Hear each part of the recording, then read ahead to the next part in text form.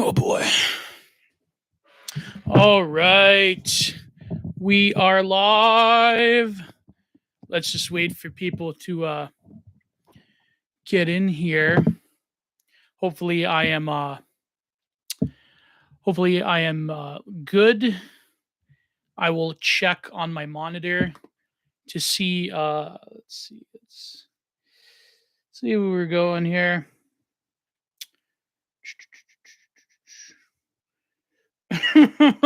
Oh, I'm just looking at a meme. Did I hear what one e-celeb said? Yes, the e-celebs are really going after each other. Nick, am I good? Is my voice all right? Ralph Amale, boy, is my voice okay? I'm always paranoid about um Frog Appreciator. Hello, my friend. Let me just I sound angelic. Okay, no point to monitor. All right, I'm just waiting for people to get in. It's been quite a week. Samney P, how's it going? Farbum M, how do I say that name? Farbod M, something. Let's go. All right, I think I'm not going to read. I have a few quotes, but I really just wanted to analyze this business that the sort of wait, there you go. There's my cross. This business about the ontological evil thing. But before that, some exciting news items. If you watched this week's Content Minded podcast, it was on Odyssey. Of course, the whole thing is on Patreon. Go and see the Patreon. But I think I'm going to push up next week the Prudentialist episode. And Nuke Tully will be the week preceding because, frankly, to be perfectly honest, there's been a recent flare up with the AF sphere. Now, apparently, the boy King is now recently going after Bronze Age Pervert on his Telegram, saying that BAP is a Fed, and that BAP is, that his docs is real, and that BAP is, of course, a G slur. He said this for years, but I think it's because BAP did that tweet about the face lords. But anyways, about the current controversy about the boy King, the Mexican child, I think that there's sufficient evidence to say that the whole incident with the certain prawn is fake, or it's very easy to fake. And I think that there's enough. It just wouldn't be prudent, nor would it be morally right to go after Nick over something that is fake. There's plenty of instances that are pretty suspicious that aren't fake. And I think that you don't really need to fake things to make a convincing argument that the sort of presence of America First has been an enervating force on the right. But I do think that I don't want to say it's real. There's evidence to suggest that it's been faked. And it is incredibly easy to fake.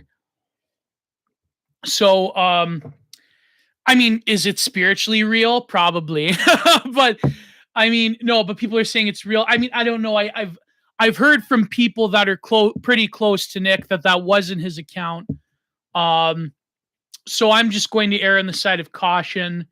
But I noticed that the gripers that are still loyal to Nick, they've been out on full force. BAP is slandering Nick by amplifying the fake accusation, I guess. But like, you have to realize that Nick, like, before BAP even cared about Nick, called him G slur and F slur and so forth, and said that he was a Fed. So what is more damaging, this incident, or calling someone a Fed and implying that BAP is somehow an agent or something? I think one is more damaging than the other. And BAP didn't even care about Nick. This is a few years ago, actually. Nick started just randomly attacking BAP. But plus, as people know me, I am BAP's fattest soldier. No, I'm kidding. But no, I mean, BAP has always been nice to me. And another thing too, it's funny that I tried to make peace. Hopefully, one day he can come on the show. But I tried to make peace with Logo. But Logo, he's always a testy fellow. And I think he wanted me, I don't know, to denounce the right wing or something. But I think, I don't know, like, going forward, I mean, hopefully, I mean, I did make fun of Logo during the incident of the theosophy thing. And I apologize for that. I mean, it was just a meme and everyone was dogpiling him. But also, I think like there could have been more prudence when it came to the follow the rules thing. But again and again, like, I mean, I think Logo realizes I had no control in that situation, that was basically concocted by Lev because it was, yeah, I mean, I think like that debate was kind of pointless anyways. And I'm not like a firm believer in the Chinese century or anything, but I think like Logo isn't the type of debater the way that Styx is. I think Lev knew that. And anyways, I mean, I don't know, like I was pretty pissed at Logo for a little bit. He blocked me and everything. But hopefully I made peace with him. But I mean, Logo, he's got a particular character. It's funny. MLG Classic in my chat and Telegram. Please subscribe to my Telegram for spicier rants.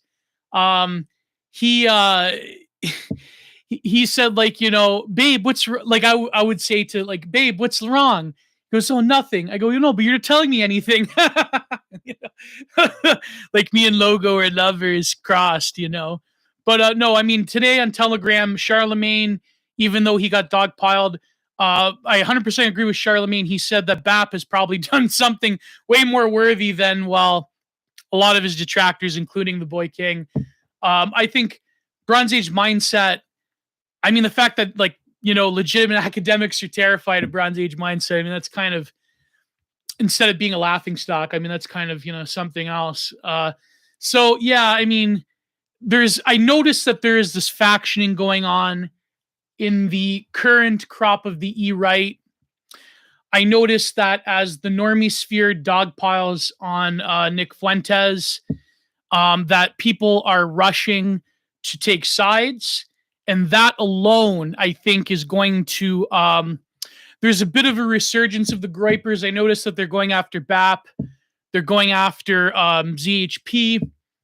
They're going after Passage. I think that, there's obviously something there.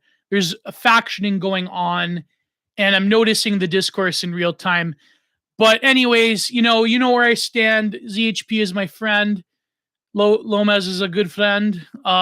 And I am, of course, more inclined to side with Bronze Age Pervert, because I truly think that, Bronze Age mindset has done quite a bit of good in the world, as opposed to what other people in the E-right have done. But, I mean, yeah, the Grippers are giving their last dying grasp. Oh, but anyways, like, let me just reiterate for new people, I do not believe, I'm skeptical of the recent incident being real. It's just too easy to fake.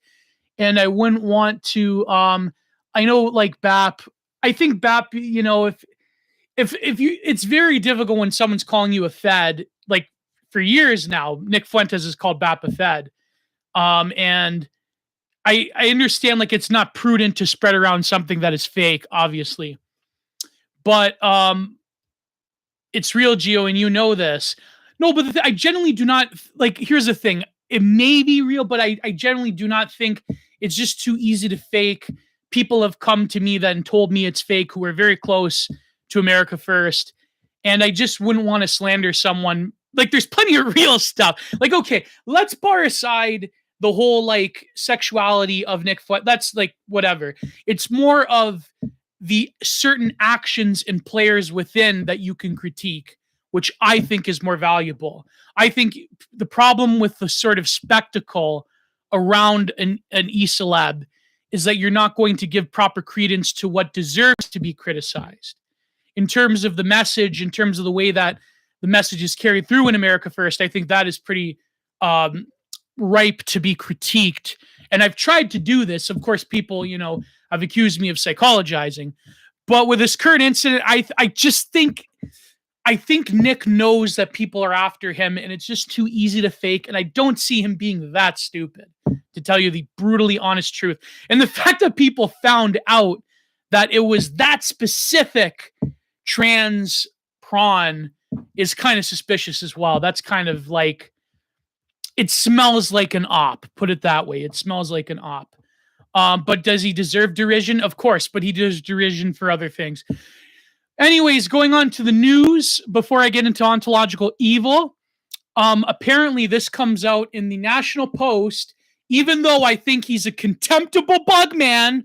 Terry Glavin, the normie lib journalist, put a piece out saying that the residential school thing of last summer that resulted in the burning of nearly upwards of 50 churches was 100% concocted by the media and fake, as we all knew.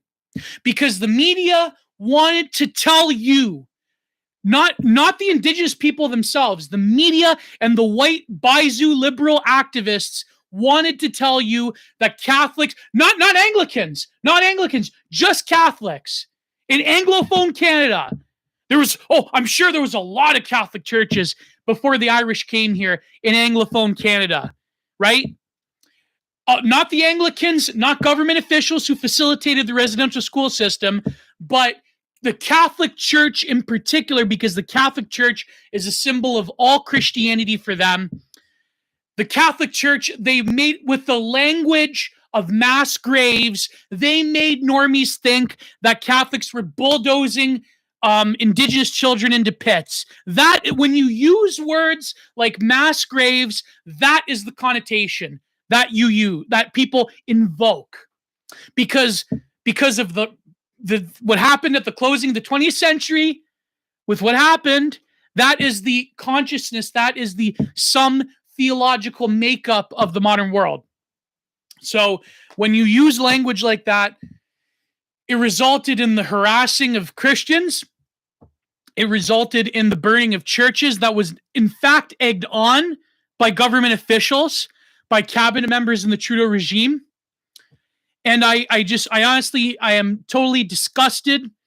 And I truly think that I should just move when they let me out. Oh, and by the way, this is another article in the National Post speaking about me moving and my lack of being able to leave this country. This is an article in the National Post that came out.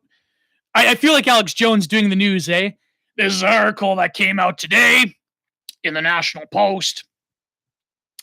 Where is it? Ashley Hughes, liberals inexplicably cling to the travel face muzzle and sacrament mandates. Canada is now a solo traveler on the international stage when it comes to travel mandates for planes and trains, measures which increasingly appear to be punitive rather than backed by any evidence or logic. And we know there came out with people who are asymptomatic that they something like a 1/3 their risk is diminished in terms of transmission. So the whole thing about, well, you could not even display any symptoms for the global Chinese delicacy, and therefore, that's why we have to crack down. So that was totally, we know now that it was never about biosecurity proper. It was about control. And I know that's a talking point, but that was only about control. Let me read on. So this whole thing about the face muzzles and the sacraments in the U.S., who lagged behind the United Kingdom, which removed its mandates on aircraft a full month earlier, the UK announced was part of a much larger, more significant move lifting all remaining travel restrictions, including Chinese delicacy travel restrictions, test requirements for unsacramented visitors. Meanwhile, Canada is still closed sky. Sacrament policies firmly in place. The Trudeau government remains willfully, even vindictively stubborn in easing its tight grip on a few remaining restrictions within its control, namely sacrament and face muzzle, federally regulated transport, including air and rail. Under Prime Minister Castru's leadership, the federal government is living in a parallel universe, totally out of step with almost any other Western country and even its own provincial governments. Canada's sacrament mandate on domestic travel puts it in the company of North Korea and China. So I'm doing the Kevin Michael Grace reading Canadian news thing.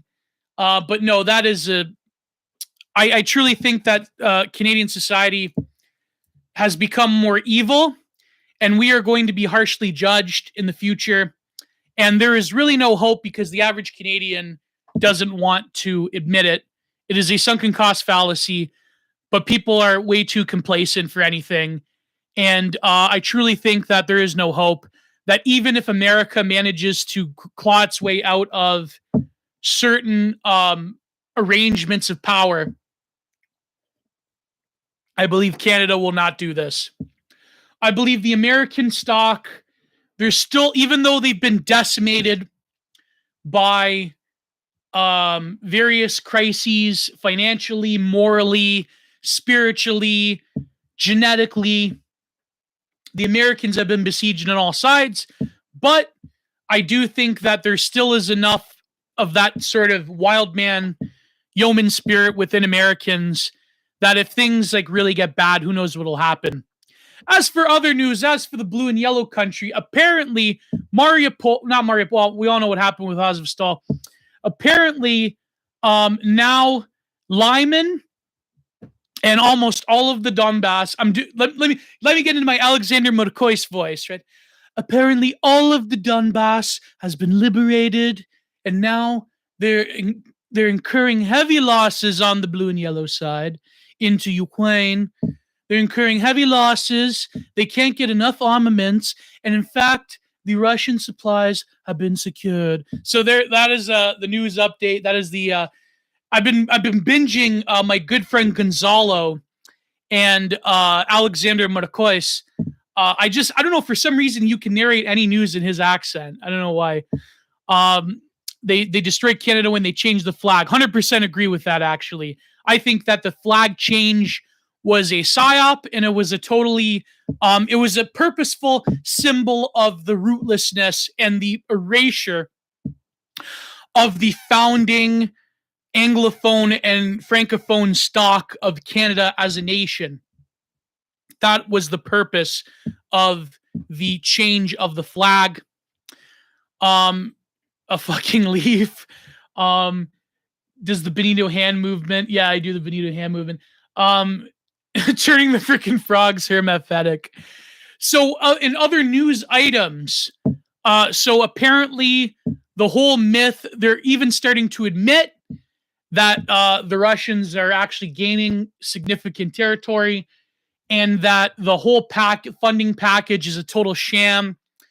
What's funny is that they're bringing back the Lend-Lease thing that they had to scrap in World War II, and apparently, so only $6 billion is going to arm the blue and yellow people, but what's over that is the $10 billion that is going into the pockets of the American military industrial complex to basically get Raytheon and these other corporations to stock up the depleting supplies. So they're going to have to send the blue and yellow people, Gulf War I stock.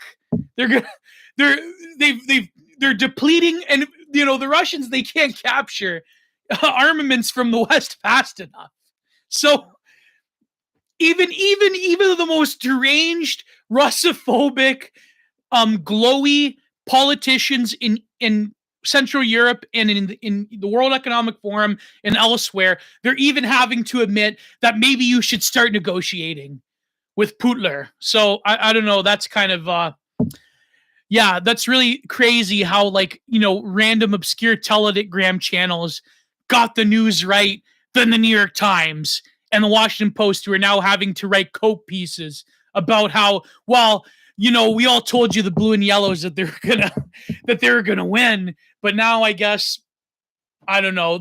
See, this is the problem but here's the thing: people say that the narrative gets destroyed when they have these random switch ups, when they have to sort of psychopt between two contradictory vibes, when they have to say that, well, for the past few months, we told you that the blue and yellow people were these wholesome Chungus defenders of their own, nationalist sentiment, whatever, but that they're going to win. They're going to go right to the border of Moscow, that they're going to take back Crimea. But now we're going to be like, okay, we told you that, but I guess for some reason, for no reason at all, the Russians are winning now. I don't know. I don't know. Now, but the problem with that narrative, the problem that normie conservatives get, They understand that the average person cannot cope with that sort of massive cognitive dissonance. But that's not the point, though. The average person, and I'm saying this from Canada. Canada is, fascinating as in terms of a case study. The average person can handle contradictory information if it comes from the voice of power. That's just the shameful truth of it. It doesn't matter if you say that, well, the average person can't handle that they told us that the blue and yellow country was winning, now that they're losing. That we were assured that Russia's a third world country and that they can't do anything right and that they're failing and that their own generals are saying it's hopeless, like that one guy who was in the Balkan Wars, and he's saying like, oh, well, I don't think they're gonna win. Never trust when they hand out these sources of information. But the point being is that what conservatards get wrong is that is that people will be able to handle the massive switching of information, because if it's told to them, if it's sold to them, and they can't do anything about it, they're going to accept it, right? This is hypernormalization.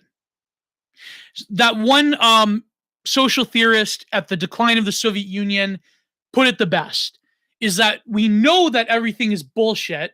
We know that everything is light switch. We know that we're being made to handle contradictory information at a very rapid pace, but the average normie can't do anything about it, so they're going to accept it. But of course, some countries are lagging, like Canada, when it comes to the sacrament, when it comes to punitive mandates to punish people like me, by the way. Because the reality is that I could have immense opportunities if I could go to America. I was doing this seminar that is going to come out soon with Thaddeus Russell on the E-Right. And Thaddeus told me, he's like, in Chicago, it's not too far. Like, we're meeting up. You can meet your friend Catherine. We're going to have a bunch of people there. I go, well, but I can't leave my country. He goes, oh, man. Oh, like, see, that is an example. My life is directly targeted by these people. That is why I have no faith in this country anymore. I have faith in the ideals that once constituted Canada. And I know that other Canadians in the reactionary sphere on Twitter, they go after me for this. But I just don't see as of late, I do not see the roots by which we can grow a truly alternative notion of Canadiana besides the current normie liberal, biosecurity religion norm. So I'm very skeptical of any project, because there truly is no right wing in Canada. There is no such thing as a contemporary right wing in Canada. There are people who are right wing, but there is no true alternative. Even in this election that's coming up, I believe next week, it's like, what am I going to do? I'm going to have to hold my nose and vote for Doug Ford, right? Because the alternatives are terrible. The alternative is a hack who has groomer physiognomy in the Liberal Party, and a cat lady who is crazy. So there you go. Peter Palavra, I would love if Peter Palavra won the leadership, but unfortunately, I have an article coming out soon explaining that even if Palavra gains, which I truly believe that, I think that among most people, he has a good chance for the conservative leadership, but they'll try to screw it up for him. In my heart of hearts, I know that the Conservative Party establishment, they're going to screw it up for him somehow, because the parties, they have these weirdo multiple round leadership race nonsense. For example, Maxime Bernier, years ago, he was screwed over by the Conservative leadership because the random milk lobbies in Quebec basically screwed it for him, even though he was going to be the leadership. He was going to win the leadership, but they chose Andrew Scheer, and it was terrible. Then he formed the PCP, People's Party. But I think Peter Palavra has a good chance. The problem is, though, that in the federal level, Justin Trudeau has been given carte blanche, even though he has a minority government. He's been given carte blanche to rule over Canada with an iron fist because of that rat. I'm not going to Feb post because of the NDP, because they're his buddies, and they're the whores of the Liberal Party. So good job, NDP. Good job. You basically sold yourselves out. You have no guiding force. You have no ideological difference. You have nothing going for you. But now you're the prison Prague of the Liberal Party. Good job. Is that the party of Jack Layton? Is that the party of Tommy Douglas? No. You know why? Guess why? Because Justin Trudeau, he outwoked you all. He outwoked the NDP. Are the NDP, are they going to be some crazy tanky party? They're going to be the Caleb Maupin party? No, they're not. Are they going to go back to what they were in the 80s where they were working class, the working class party, socialist labor? No, they're not going to do that. No, they're not going to do that. So the votes that Jagmeet Singh gives to Justin Trudeau in Parliament means that Justin Trudeau will be here till at least 2025. So even if Peter Palavra were to win and certain provincial elections will decimate the Liberal Party, it's not going to matter. So that is the news. I hope Peter Palavra, he's probably the best bet we have in the Conservative Party. My father is a member, so he will be voting for Peter Palavra. And it's a shame. But even if he gets the leadership race, Justin Trudeau, because of, certain problems, because the NDP lacks the heft to go their own way, they basically have given everything to the Liberals, and the Liberals are going to be here till 2025 at least. Anyways, getting on to the main topic. Please don't put the fucking gamer word in my chat. I'm sorry, guys. I'm sorry. Do not do it. I have some people breaking it up. Thank God Pill Eater is breaking it up. What do you make of the light nationalist Quebec government? Can French people still break off? I think it would be a benefit if Quebec people were to invoke their spirit of separatism again. People have been going wild.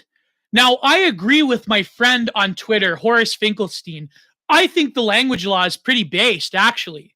I think that the normie cons, they're like, oh, what about, they're hypocrites because we live in Canada and it's multiculturalism.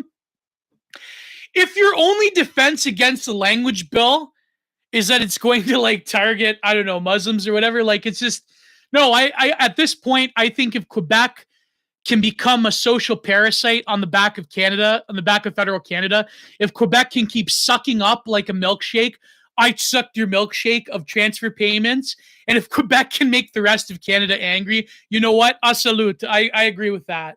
I used to not like them. I used to think Quebec was doing pretty bad by the country, but now I think that's pretty based. They don't have to separate. They're separated anyways. So, Quebec supremacy all the way. Geo's right. The con should double down and say the Anglo provinces should get the same ones. Yes, exactly.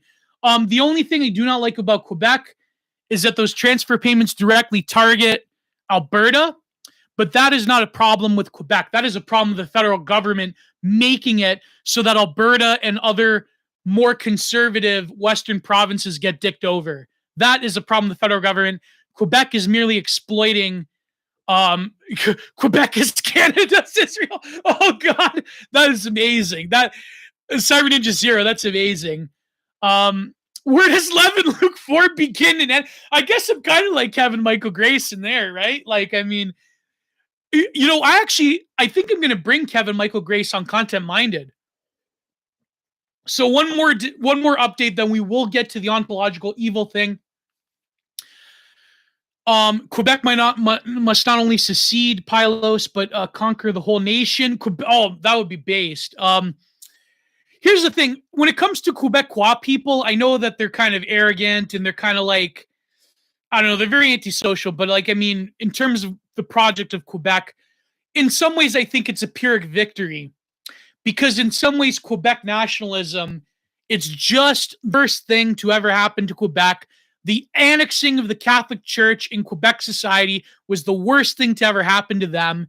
And I think Quebec really has lost their spirit. That is why they cling to the French language so heavily, is because of that. So anyways, one more thing of business. I think next week I'm going to release the Prudentialist episode, mega 4-hour episode, almost 4 hours actually. And yesterday I recorded an episode with Wide Dog, the winner of the Passage Prize.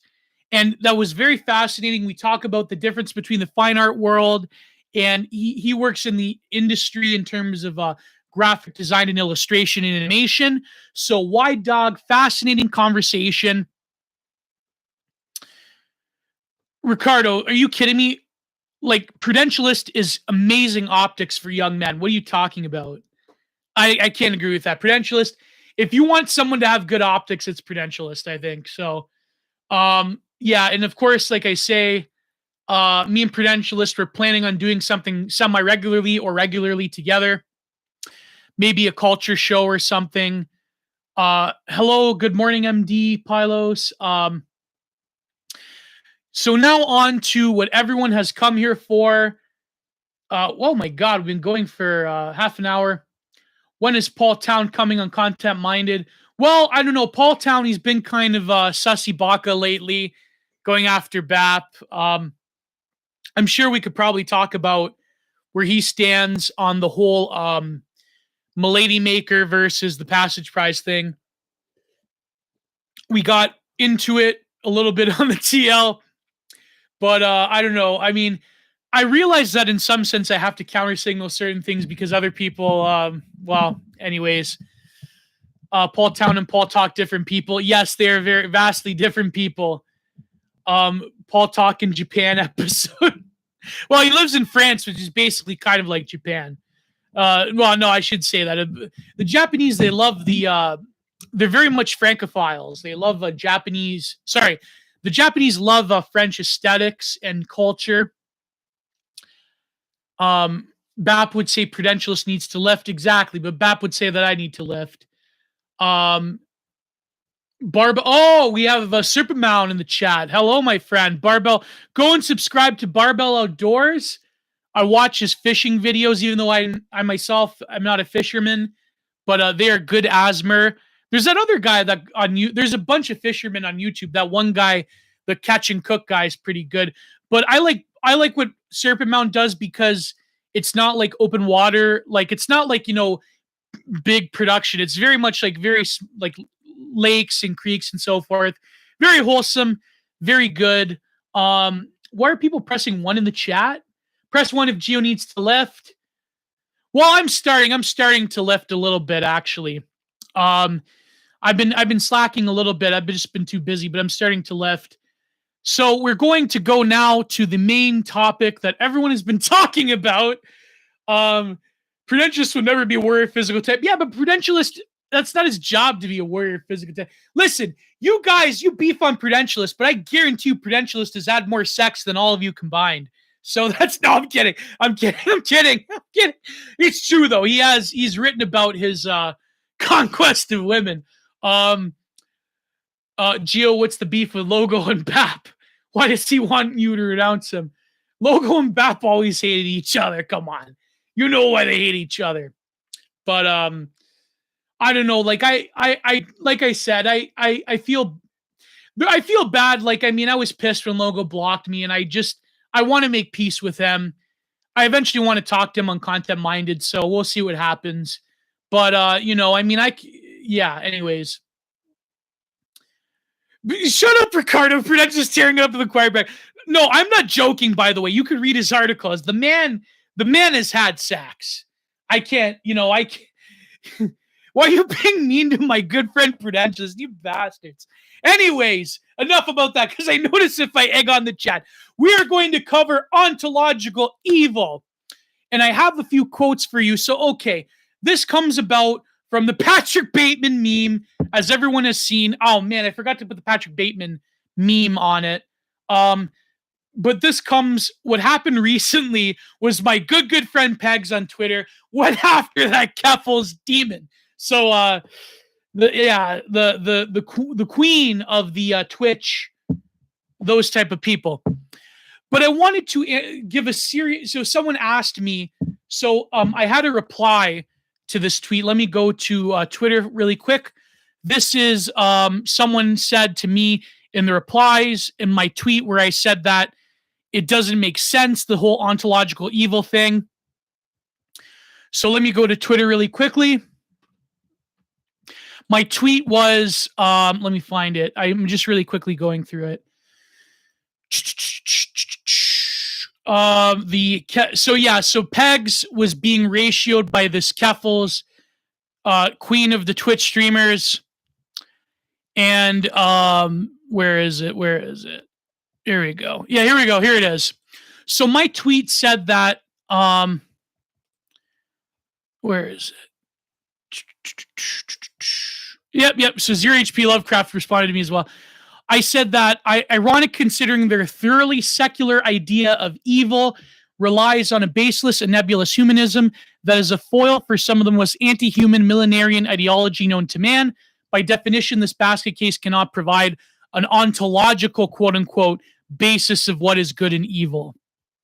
Yeah, so the whole ontological evil thing is quite interesting because basically, okay, the origins of it is they took the right-wing Patrick Bateman meme and they did what Foucault would call a detourment, or Foucault would call a what do you call it? A counter discourse, a detourment, where they're like, okay, we're going to take that meme and we're going to do it. Like there's that one account, the Pink Dolphin account on Twitter, saying, have you tried not being ontologically evil?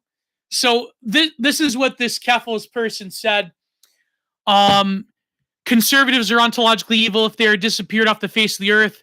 One day, it would be a net positive for the entire human race. So, yeah, but that's the thing. That's the Schmittian exception, where they can Fed post and they could basically call for the G-word-eyed of all conservatives. But that's it. What about Nemitz? I've made up with Nemitz. I'm trying to get Nemitz on Content Minded, and he's agreed. But here's the thing. I don't like to badger people, but he has agreed to come on one day. So and now that I think about it, like it is pretty funny, the sugar cookie thing. That's pretty funny. I don't even like sugar cookies. Too many over serious nerds in the quarter. It's horrific that men can talk such intense interest subject without any apparent joy. I like Joe because he's not afraid to laugh. Oh, thank you, my friend. Egg Acolyte. Are you Egg Report on Twitter? That'd be big. I love Egg Report. Even though I disagree with Egg Report's recent essay, but go and read it about critical theory. I think there is a place for critical theory, but we'll see what happens. I mean, I might interview Egg Report, actually. Egg Report would be a good guest. Anyway, so the ontological evil thing. Here's the thing. They are trying to say that the very being of someone on the right, bracketing that it's just bullshit meme culture.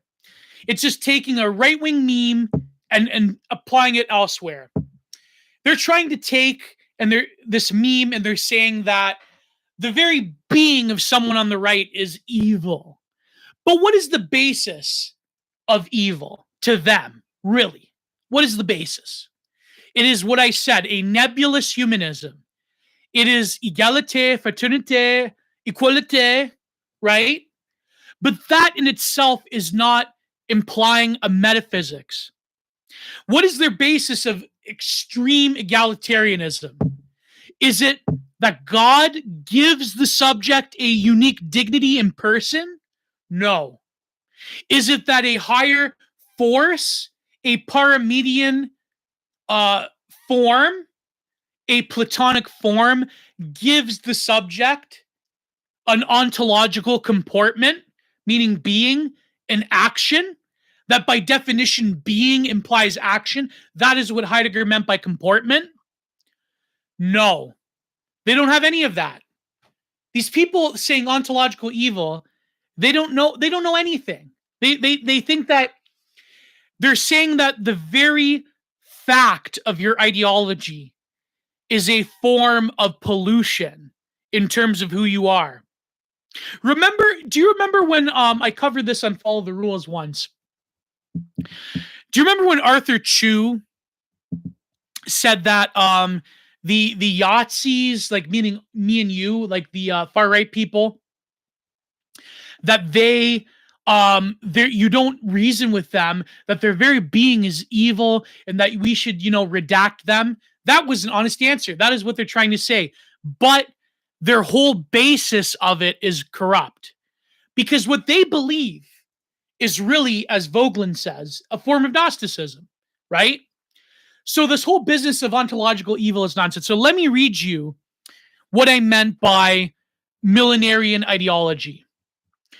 So I said that the follow-up tweet was radical liberalism, which is what BreadTube actually believes.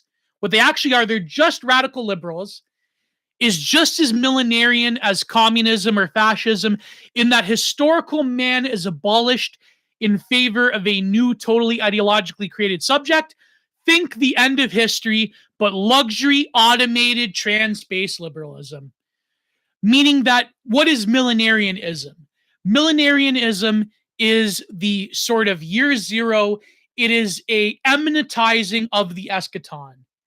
It is a bringing of the end of history in the end of all previous historical relations to a final terminus point.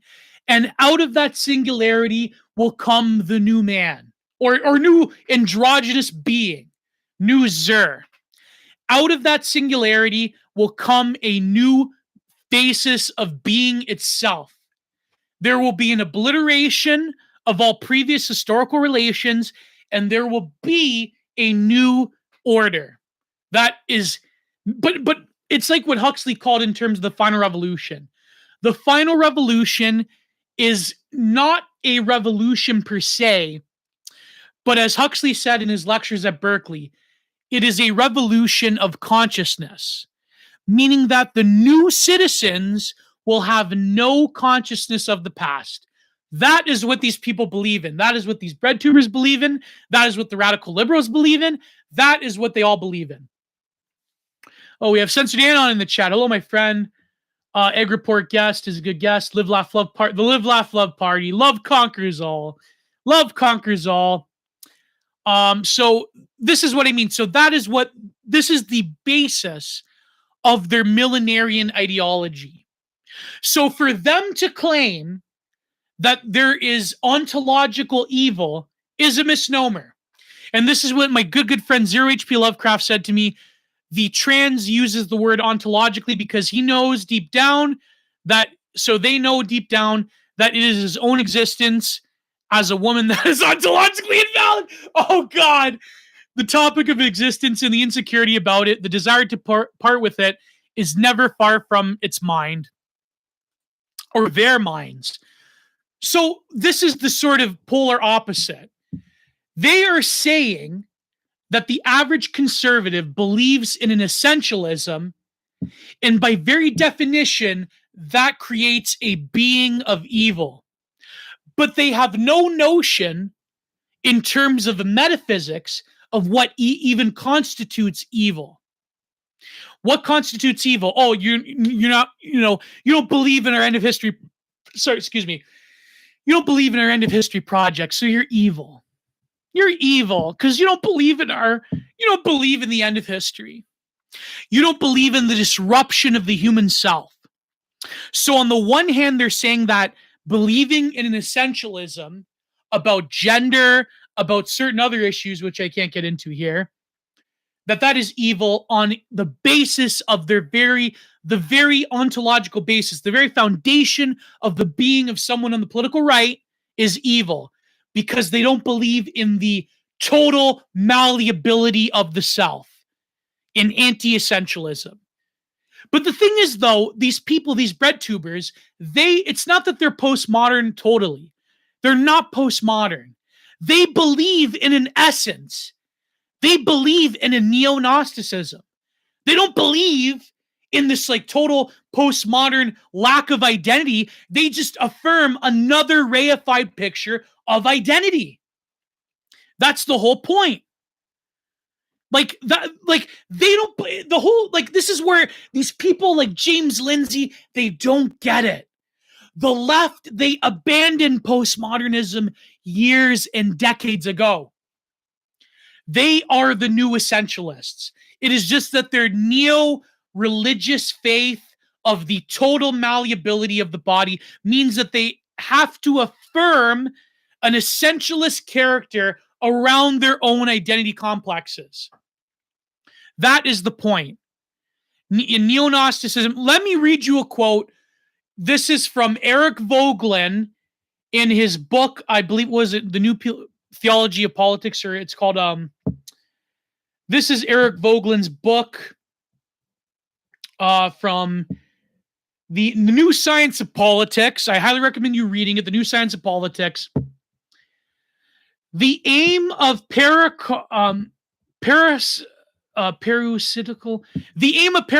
Gnosticism, meaning the neo-Gnosticism of the present, is to destroy the order of being, which is experienced as a defective and unjust and thoroughly man's creative power, to replace it with a perfect and just order. Now, however, the order of being may be understood as a word dominated by cosmic divine powers in the civilizations of the Near and the Far East, or as the creation of a world transcendent God in Judeo-Christian symbolism, or as an essential order of being in philosophic contemplation. It remains something that is given. It is not under man's control. That is what every conservative or right-wing or spiritual belief dictates to the subject. That you are not in control of being. Heidegger would say something similar. You are thrown into being. But here is the neo-Gnosticism comes in the disruption of that order. It remains something that is given that's not under man's control, in order, therefore, that the attempt to create a new world may seem to make sense. The giveness of the order of being must be obliterated.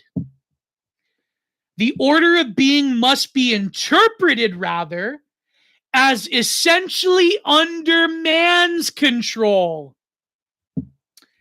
And taking control of being further requires that the transcendent origin of being be obliterated.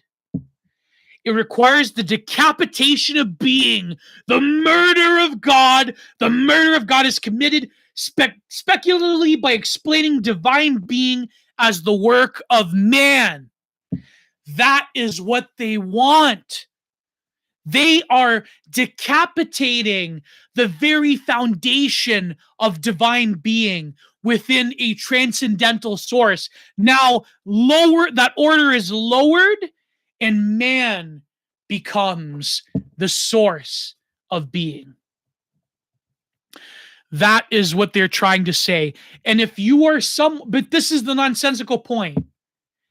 If you are someone who says that if you believe in the essential character of the human subject, that you are evil, from what they base that off of, then they believe that the sort of the vague and the mutable and the plastic character of being, that is the real good.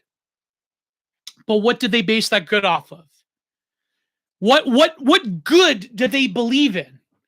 Their good is a Gnostic inversion of the self. Their good is to believe that the self is imprisoned by our biology, by our gender, and by relations to one another. And therefore, the disruption of that order is the higher good. That is what they mean. So let me read you a quote from Being and Time by Martin Heidegger. Let me read you a quote. Nature is to be understood as that which is just present at hand, nor as the power of nature. The wood is a forest of timber, the mountains a quarry of rock, the river as water power, the wind is wind in the sails, as the environment is discovered. Nature thus discovered is encountered too. If it is a kind of being as ready to hand, is disregarded. This nature itself can be discovered and defined simply in its pure presence at hand. The only way we can encounter nature is through its utility use to the human subject. That is what Heidegger is saying, but he'll disrupt this category a little bit. But when this happens, the nature which stirs and strives, which assails us and enthralls us as landscape, remains hidden. The vital force of nature remains hidden to us because we can only encounter it as in framing, as a standing reserve, as a quarry to exploit, as a river to dam off, as a sail, as solar power, whatever. The botanist plants are not the flower of the hedgerow. The source which the geographer establishes for a river is not the spring head in the dale. Because we have a fundamental misconception of the order of nature according to Heidegger. Because we cannot see the origins of being yet, because we are thrown into being. And when we create an artifice, which is what all progressive ideology is, it is an artifice which tries to claim that they have the origins of being down pat. They do not see the essential nature that is beyond the control of man, or Zer, or he, her, or he, him, or Zer, whatever. That is the mistake. That is the Gnostic promise in the garden. The total control over the natural world. And that is what does not make sense when you say that people who believe in a greater essentialism are ontologically evil. Because they believe that being is a malleability. Being is plastic. Being is not something, it's something that can mold into something else. It is not a pure postmodernism. It is a weaponization of Gnosticism. The left are not postmodernists. They truly are not. They are Gnostics in character. So this is what Heidegger says in Being and Time. Body, soul, spirit may designate phenomenal domains which can be detached as themes for definite investigations. Within certain limits, their ontological indefiniteness may now be important. When, however, we come to the question of man's being, this is not something we simply can compute by adding together these kinds of beings which body, soul, spirit respectively possess, kind of beings whose nature has not as yet been determined, and even if it should be attempted as such ontological procedure, some idea of being of the whole must be presupposed. Meaning that these people, these leftoids, these breadtubers, these people spouting off about ontological evil, they believe that being is additional. That being is not something that is revealed, rather being is something that is added to. That is a misnomer to Heidegger, because when you view being as something that I have to work on and not something that is revealed to you by the being of beings, then you are in a place of ontological confusion.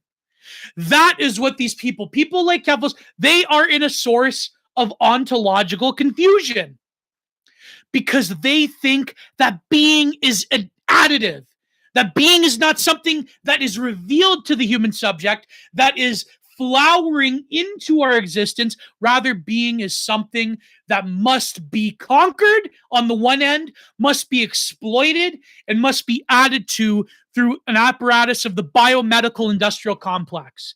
That is what these people believe. That is a perversion. What is perversion, right? What is perversion? Perversion is the vulgarization of being. Um, Sartre mistranslated Heidegger. Being authentic means being trans. So yeah, perversion is the vulgarization of our being itself. So let me go to some other things on Twitter. So someone said, Anthony on Twitter said the OP was of course very dumb, but ontological evil is interesting. Let's give it the benefit of the doubt for just a second. It is attributing evil to Kant's as property. Does evil even exist as property, or is it the deprivation of the good in the sages before it's said to us? So again, that is a major problem, is that they are attributing a property to being. So this is again what Zero HP Lovecraft says. Saying something is ontologically evil is meaningless distinction. Ontologically adds no real information to say something is evil. What the OP meant by it was inherently evil, evil as an exortable condition of their being, but ontologically made him feel smarter. Made her feel smarter. I'm sorry. Very sorry. Made her feel smarter.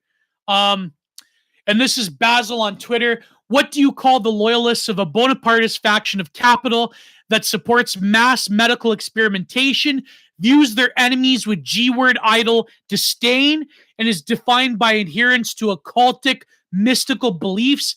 I don't know what they say about race and gender. So anyways, I also have an article that I want to share. I'm going to share in the chat. This is by Paul Kingsnorth. Is Paul Kingsnorth that writer that Alex Kashuda interviewed? Let me look this up here. Yeah. Paul Kingsnorth is a great writer. Alex Kashuda interviewed him. This is called What Progressive Wants.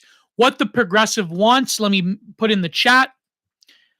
Alex Kashuda, actually, yeah. I mentioned Alex Kashuda, and there she is. She is invoked in the chat. She did this great interview with Paul Kingsnorth, and hopefully my interview comes out, the second appearance I have. So this is Paul Kingsnorth, What Progressives Want. Let me read to you where he talks about Alberto Del Noce. I love Alberto Del Noce.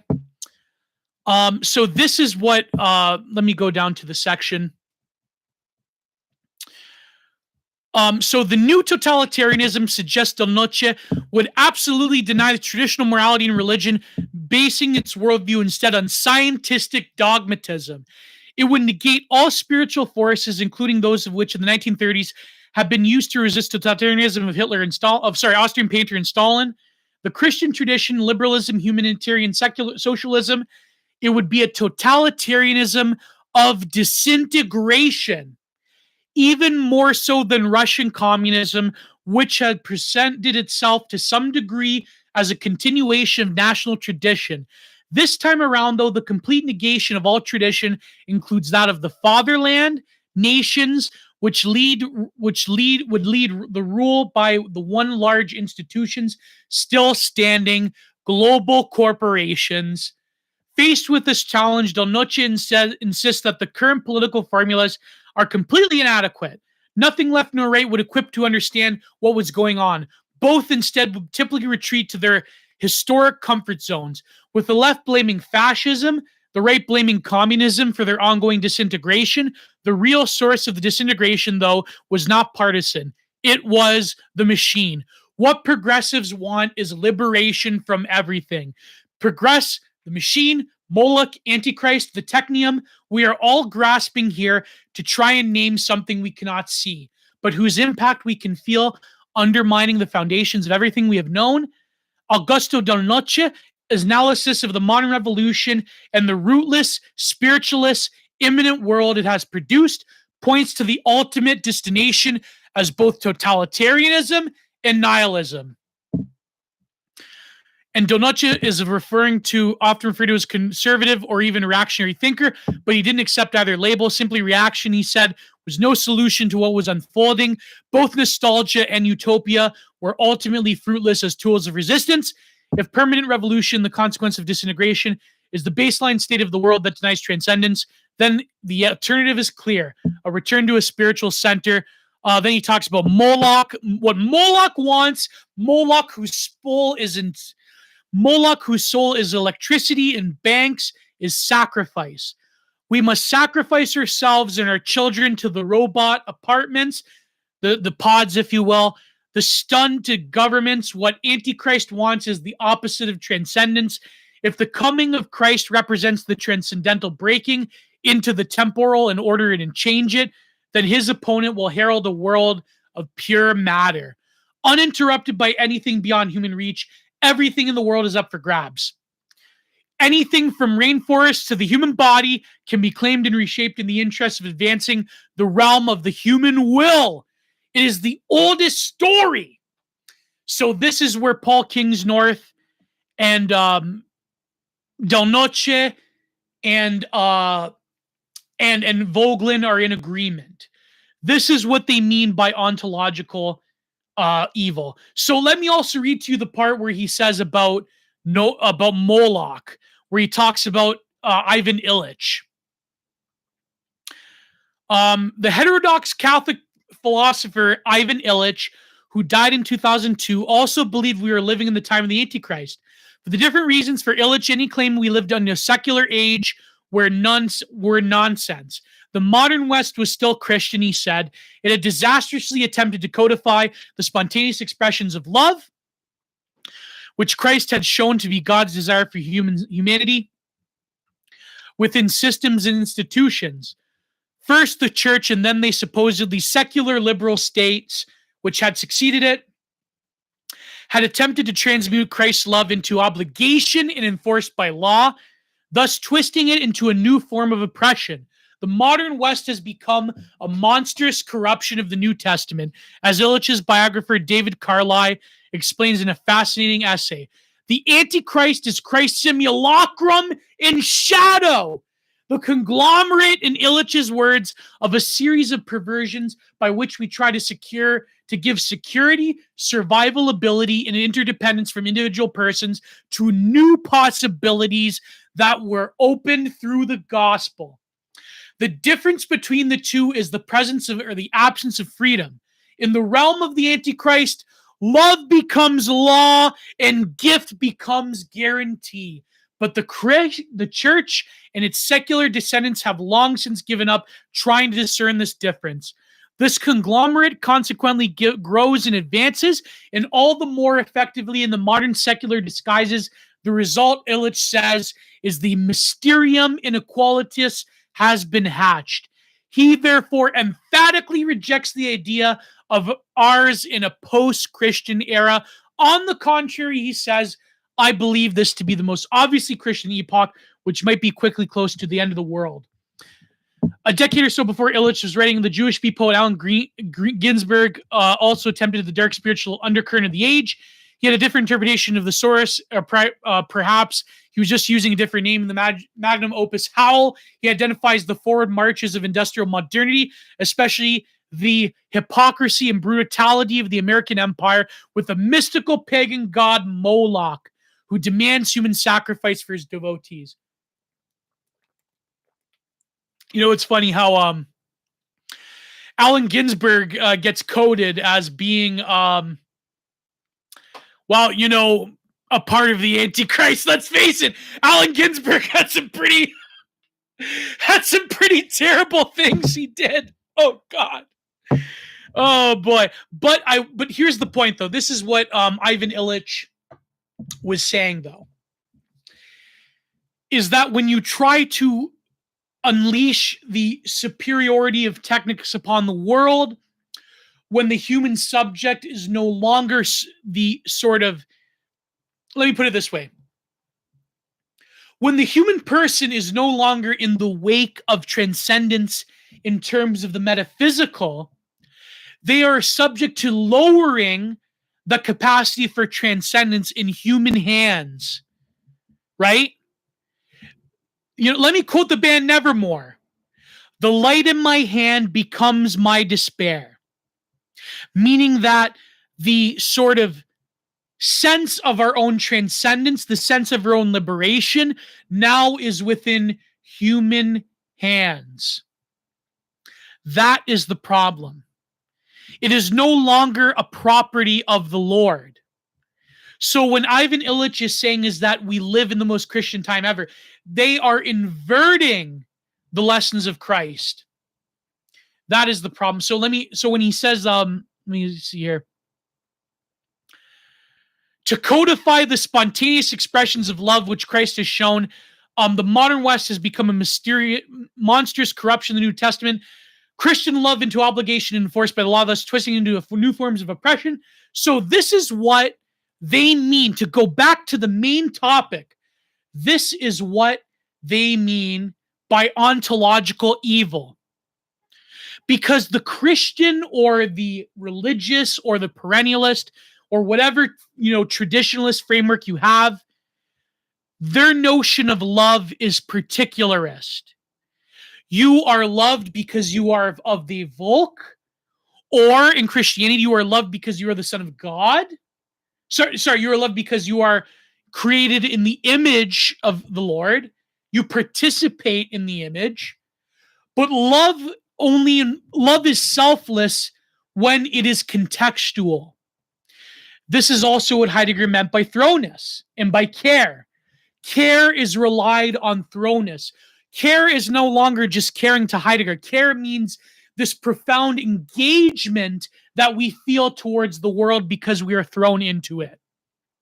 Now, a Christian reading of that would say that because we are thrown into creation, we have care. So for those of you who don't know, let me read you, before I explain care. So Heidegger, care, definition. Care is based on being there, on being in the world, on das Ein, giving meaning to existence, because it is the way being in the world, in the relational with oneself and with others. To Heidegger, as it is with Christ, you are a being in the world in relation to others. But that being is revealed to you. That being is not created in terms of the own individual capacity to create your conditions in the world. You are thrown into the world of these relations of race, relations of culture, relations of gender. That is what Heidegger means. There's a profoundly Christian reading of Heidegger that you can make. So to disrupt this order of care, to codify it, to put it into law, that is a perversion of the message of Christ. That is what Ivan Illich says. So there is this line from Heidegger to Ivan Illich to Christ to the band Nevermore. And yeah, Matthew the Stout. It's a Geocodes Nevermore lyrics episode. Exactly. The light in my hand becomes my despair. The capacity to create one's own reality becomes the despair that one feels. When you look at the modern left, you look at the obligation that they've stacked upon themselves to create their own reality. That is what they mean by the light in my hand becomes my despair. Because they can never do it. No feat of biomedical industrial complex, crazy Dexter's Lab science could ever make them into a woman. I'm sorry. I'm kidding. I don't want to get banned. Oh boy, you will never be a transhuman cyborg. You will never be a cyborg. Dexter's Lab. Oh boy. Anyways, my point being is that this is what Ivan Illich means by the codification of Christian concepts of love and belonging. Is Ivan Illich is saying that when you take those natural impulses that were imbued to us by the Creator, when you would codify them and you invert them and you secularize them, then they become weaponized in a very anti-human, millenarian ideological project. What is millenarianism? Again, it is the eschaton. It is a secularization of the eschaton. It is secularizing transcendence. It is lowering it into the realm of becoming rather than being, because being is no longer revealed. This is what Heidegger says. Being is no longer revealed to us by technique, by technology, by the apparatus of inframing. Being is no longer revealed to us. It is us who have the total revealing of being. And from there, we look at all nature, all life, and even all human subjectivity as a project to work on, as standing reserve, as genetic material, no longer imbued with the spirit of the higher forms, but rather only something that we create. The light in my hand becomes my despair. So look at the sort of moralism that permeates the breadtuber and the modern progressive. Their profound moral F-slurring. What does that come from? That comes from the lack of a metaphysical basis upon which they judge right and wrong or good and evil. Therefore, they have to create the secularized, anti-metaphysical, eminent notion of being, which says that you are ontologically evil if you don't agree with them.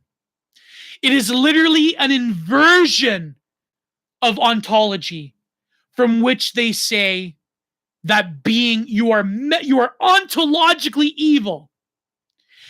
They are saying that your very being is polluted because you do not buy into their secular Gnostic eschatology, where man becomes the source of all creation and you create your own being out of thin air or out of ideology, and ideology informs the capacity in you to say that, oh, I'm a free being.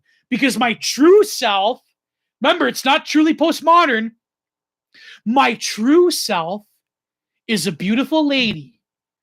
And therefore, ergo, if you stand against it, you are ontologically evil because you believe in an essential character of man that limits your capacity, limits the capacity of the other to transcend into my ideal form. You're cock blocking, literally cock blocking. No, what's the opposite of cock blocking, right? You're frustrating my attempt at transcendence by saying that being is thrown into the world and has an essential character that cannot be mutilated or occluded or disrupted in any way. That is why they call you ontologically evil. So Glasscake, their substitute for the metaphysical is algorithmizing limited and arbitrary factors of relativity. That is a great point, because as the human becomes subsumed in this digital technological apparatus, now they treat the algorithm and they treat being on the internet as a quasi form of, this arbitrary character of nature. So I was reading a Byung-Chul Han's Into the Swarm, where Into the Swarm, he has a very good distinction. He says that when it comes to the relation between the self and mimesis or narrative, when it comes to our historical notion of being as something that is a narrative being, this is disrupted by algorithms. Not in the sense that they just guide your behavior, but algorithms operate free of narrativizing. Algorithms are automatic processes. They are processes that have their own language. They have their own sort of character, and they resist the narrativizing of being. This is what Byung-Chul Han says. So when you place all of society under the machinations of various algorithmic processes, that is disrupting the mythopoetics of being. We are no longer narrative beings. We are beings of the algorithm. It's unfortunately the book is upstairs, but I will read it to you. And that is a fascinating point by Byung-Chul Han, that it's not just that algorithms change our behavior. Rather, algorithms disrupt a fundamental notion of how we create meaning to begin with, which is through narrativization, which is through our own mythopoetics. The algorithms do not have a mythopoetic. They are an automatic process. So this is what so to just basically to summarize what when it comes to this codification. So here's the thing, and I know this is an old point, and I know this is a belabored point that everyone gets, but it's worth mentioning when Ivan Illich talks about the codification of these various Christian notions of love and fealty and so forth. Instead of changing your own self, the promise of modern progressive millenarian Gnostic ideology is the heroic changing of our very perception of reality itself. Now, we know this. This is a common point that we all know. I mean, this has been like, reactionary thinking forever. But it's important to understand this. So, therefore, they have to codify, not just in terms of legal, like the actual law, the nomos, but the nomos of a society implies the unwritten basis of the foundation of law itself. It is not just in Canada, in my province of Ontario, where if you don't want your child to transition, they could take a child away from you.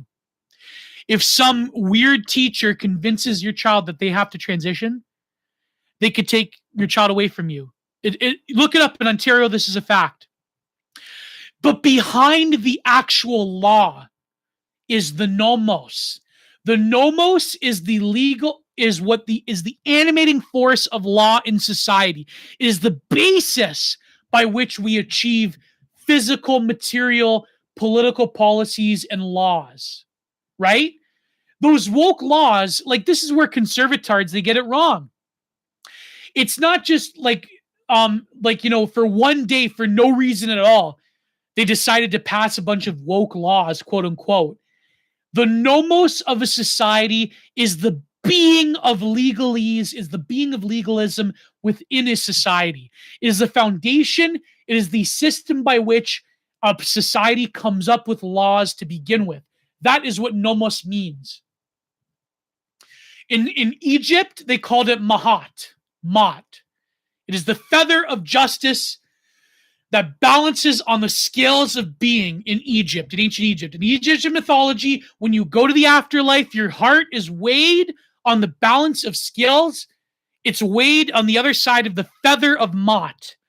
The feather of Mot is the nomos, the divine law that judges you in the afterlife. Depending on if it's balanced with the feather or if it sinks, then you go to their, equivalent of hell, which is Hades, right? So that is what the nomos of a society is. So Ivan Illich is saying that when you codify what was an unwritten rule in the sort of love of Christianity, then you have a bastardization of the Christian basis of the nomos of European civilization, let's put it, or other civilizations that are based on Christianity. But furthermore, the nomos of these progressive ideologues, of the breadtubers, they want to codify this Herculean task of changing your perception around things like gender and sexual, race and so forth. So they are saying that instead of changing the self merely, you have to change the conditions by which the self is perceived. Now, I know we all beef on Logo, but he had a great point a few years ago. Logo said that this is really just the Hegelian quest of recognition. This is the absolute spirit perceiving the other, and the other has to recognize yourself. So this is the problem. This relates to what Heidegger is saying. This relates to what Ivan Illich is saying, and so forth. When you place this Herculean task of changing perceptions of what you should think and feel and believe about the other, that is a hideous inversion of Christian notions of love. When they codify into law, and what do they base this on? The nomos of equality, of Gnostic inversions of the body, of scientism, of materialism, of secularization of man, of the disenchantment of society. This informs the basis of their law. And the law says that you must recognize the other as something that is self-created, not as an essential being, but something that is a creation.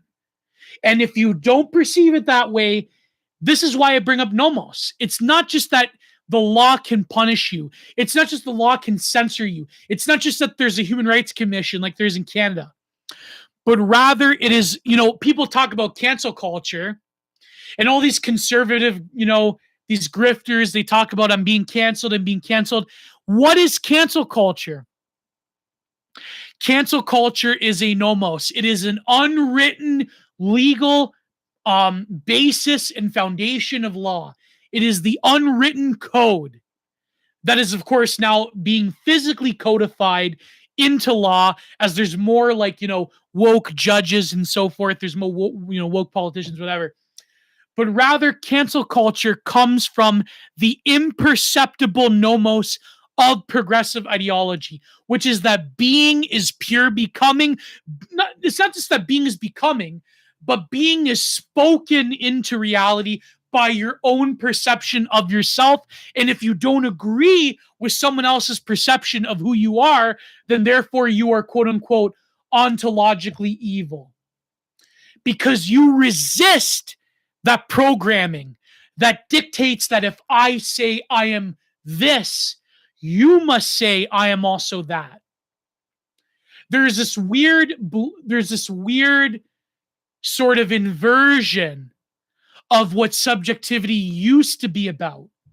It used to be about that the other, through their perception, and this is what Sartre says, ironically enough, Jean-Paul Sartre is the basis of a lot of progressive ideology. But this is, basic existential, this is R.D. Lang 101. This is, Michel Foucault even. This is saying that the other, through their perception, gives you your own subjectivity. But the other, according to R.D. Lang, can take away that subjectivity. But it was Christianity that said that this giving and taking away of subjectivity is rooted in the imago of the Lord, that you are created in the image of God. So therefore, it was a way of regulating this very brutal metric of the other giving you subjectivity and taking your subjectivity away. And of course, R.D. Lang, he talks about schizophrenia, how there's this implosion of that, how they perceive that the other is taking away their subjectivity and so forth.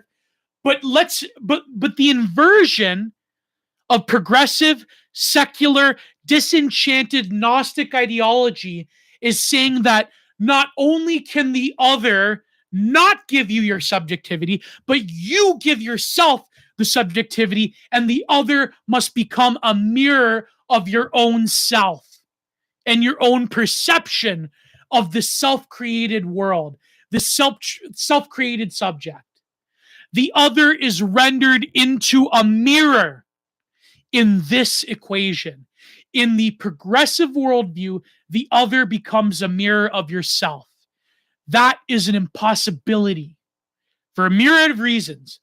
But because the nomos, the driving force, the ethos, the morality, the driving heart of the legalistic approach to what the progressives believe in terms of the human self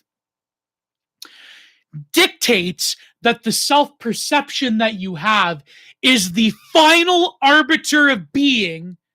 Therefore, the other cannot take away your subjectivity. The other cannot inform your subjectivity because we've conquered nature. We've conquered the cosmos, the death of God, and so forth. But what is there left to transgress? What is there left to conquer? It is the other. The other is sunk into the self-created world. the other becomes a mirror to your own hideous, inverted image of being.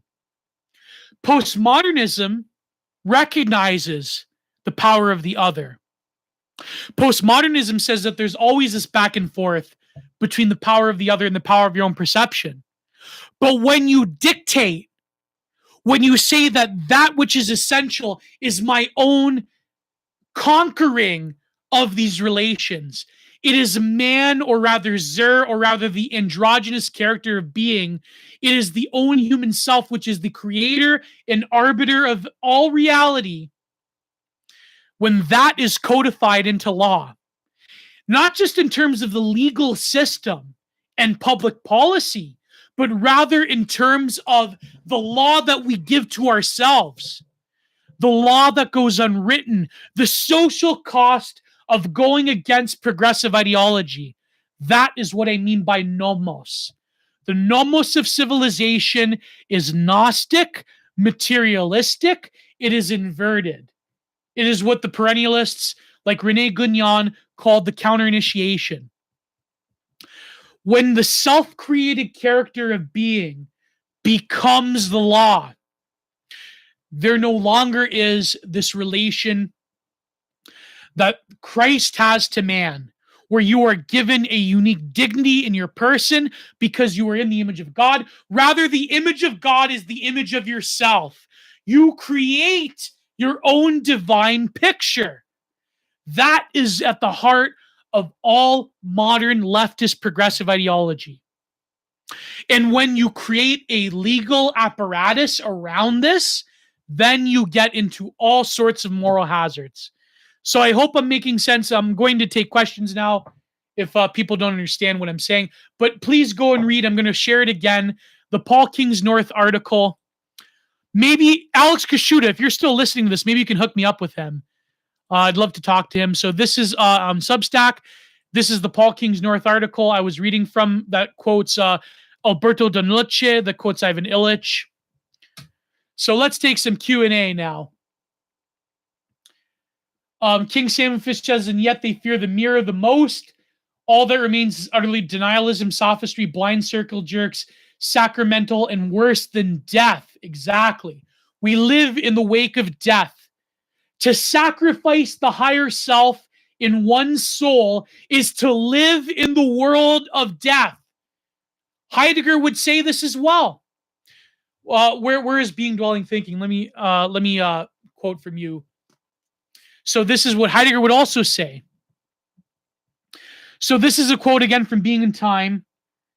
Das Sein itself, and it means also that being in the world, eins und sein, it gets its ontological understanding of itself in the first instance from those entities which itself is not, but which it encounters within its world, and from being which they possess. Heidegger is saying what Ivan Illich was saying. Heidegger is saying the exact opposite of progressive ideology. Heidegger is saying that the other gives you your sense of being, because das Ein, being in the world, is caught up in these relations with the other. The other gives you your sense of being in the world. What is das Ein? Being with, right? But Heidegger says that you cannot get lost in the they. Because just as the other can give you your sense of being, the other can dictate that your sense of being is of what Heidegger called the dictatorship of the they. Authenticity to Heidegger is not what Jean-Paul Sartre said. Jean-Paul Sartre misinterpreted Heidegger. You know what Heidegger said to Hubert Dreyfus? You know what Heidegger said to him before he died in his interview with Der Spiegel? Heidegger said, so Hubert Dreyfus, he goes into Heidegger's study, and Hubert Dreyfus says, oh, Heidegger, how come you have being and nothing as Jean-Paul Sartre's book? Why do you have it on your coffee table? And you know what Heidegger said? Heidegger said, oh, It's so terrible, I can't even read it. Heidegger couldn't even read Being and Nothingness. Jean-Paul Sartre eternally smacked down by Martin Heidegger. Because what does Jean-Paul Sartre say? Sartre says being, existence precedes essence. Rather, if you want to become a being for itself, you cannot exist in bad faith. Authenticity implies a level of self-creation. Heidegger does not say this. Heidegger says authenticity to Heidegger is recognizing this essential character of being and recognizing that the other beings give you authenticity, but also carving a path for your own self and recognizing being towards death, recognizing the finality of your being. That is why time is so important for Martin Heidegger in terms of Das Ein. Das Ein is a combination of thoroughness, but also a recognition of time. Because our finite character implies a limit to being. But Heidegger, near the end of his life, what did he say? That humanity is being threatened with a total revealing of being in technology.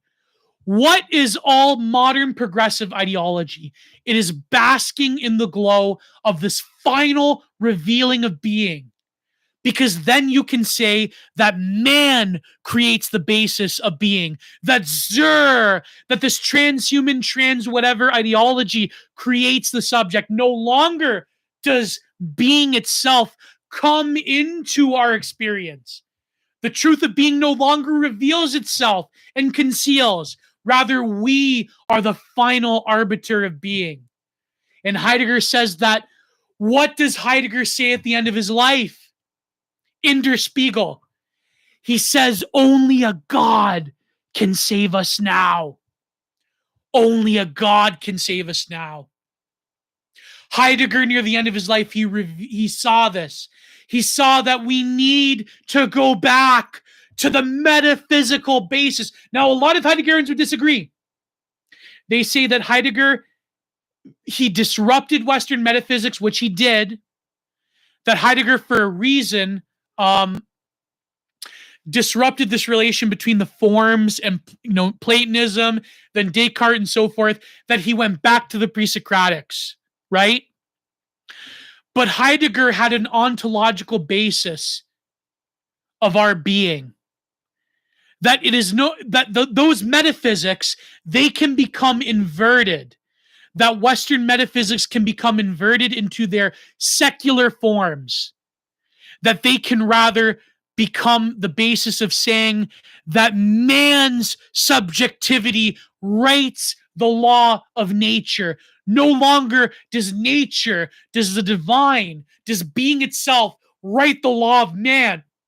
Rather, we write the law for ourselves. This is why all progressives, it wasn't just these, funny, Marxists that came from Germany or France.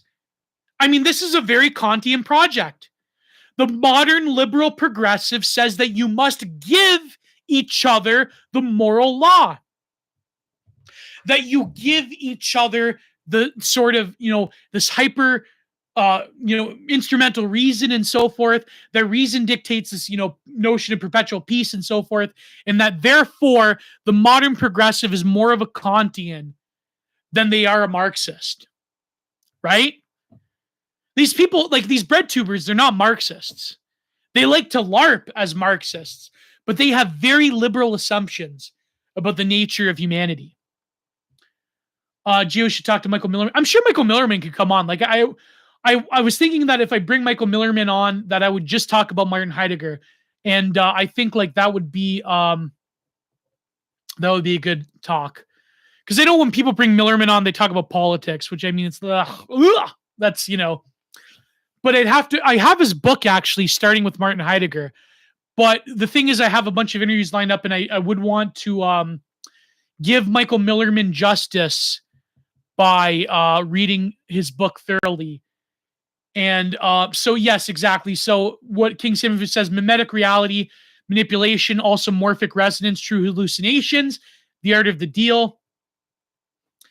Collabo Michael Millerman, that would be Kino. They increasingly despise. So, this is Philip Daniel. Shout out to Philip Daniel. They increasingly despise Marxism. After all, he's an unseasoned colonized cave beast. Yeah, he's a colonizer cave beast. Basil is a good account. Have you ever thought of collaborating? Yeah, I could get Basil on, but also, oh yes, by the way, I have contacted my good friend Helena, so Helena might be coming on to Content Minded very soon. So I personally know Millerman. If you'd like me to contact him, you know what, GSP? Yeah, if you can do that for me, then I know we are mutuals on Twitter, but if you personally know Millerman, then hook me up, my friend. She's a D transition. Yes. Helena is she is the leading force of the detransitioners. She was recently on Tucker Carlson. But before Tucker Carlson, Helena was on Follow the Rules podcast. No, it was great. I wish that we would have just had Helena on herself instead of putting her on panels with like creepy well, the whole group is dead. I'm not going to mention that organization, but no, I mean I wish we would have just had Helena on instead of like putting her on with e-girls or with like creepy other people. But of course, I had no rule over the booking of Follow the Rules. I added subscriber tiers to my Patreon yesterday. Oh yes, Philip Daniel. If you, I think as a moderator, you can like put your Patreon in the chat. But if I'm going to field some questions now, I feel that I covered the ontological evil thing. My whole point is that the whole ontological evil thing, it only makes sense when you view the sort of progressive ideology as a total destruction of being, as a lowering of being into the hands of the human, that you create this sense of being, that you are someone that the other has no power over you. The other is someone that no longer gives you your subjectivity, but rather you dictate to the other that your subjectivity must be reflected in a certain way. That is the basis of all progressive ideology. Hey Gio, have you read Saint C of Sienne? Saint Catherine of Sienne? Who is Saint C of Sienne? I think you'll love it. Have you seen the comic of Scott Greer in a rhino suit? Best thing I've seen. Scott. You know what I love? I love the comic of Scott Greer in the Zoomer perm. That's great. I don't know why I found that funny, Scott Greer in a Zoomer perm.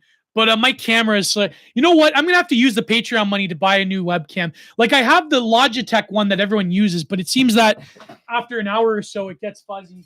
Well, sorry, my other microphone. Yes, St. Catherine of Sienne. I think I do have one of your books, actually. Wait, I just have to pick something up.